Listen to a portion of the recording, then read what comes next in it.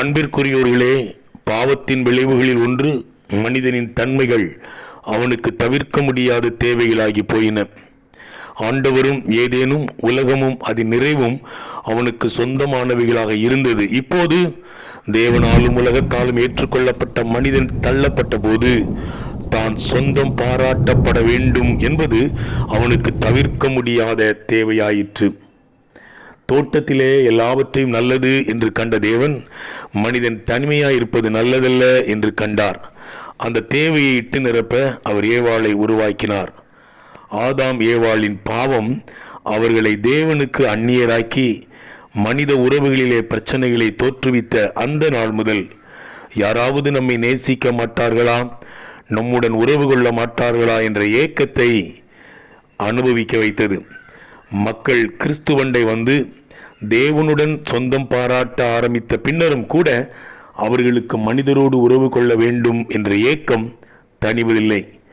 நம்முடைய திருச்சபை அங்கு வருவோருக்கு நியாயமான கிறிஸ்தவ ஐக்கியங்களையும் உறவுகளையும் ஏற்படுத்தி கொள்ளும் வாய்ப்பை தர தவறிவிட்டால் அவ்விதமான ஐக்கியங்களை மக்கள் வெளியே எங்கேயாவது தேட ஆரம்பிப்பார்கள்.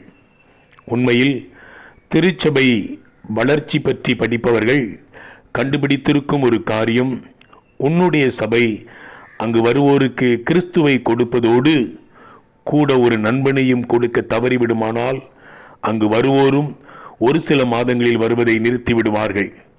கிறிஸ்தவ ஐக்கியம் என்ற ஆவிக்குரிய ஒருமைப்பாடு என்பது ஒரு திருச்சபை தனது மக்களுக்கு கொடுக்கக்கூடிய இனிமையான காரியம் மட்டுமல்ல, கட்டாயம் கொடுத்தே ஆக வேண்டிய அவசியமான காரியமும் கூட.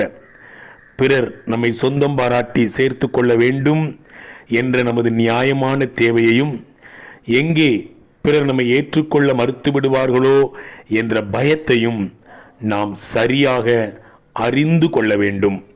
வாழ்த்துக்களுடன் ஜார்ஜ்.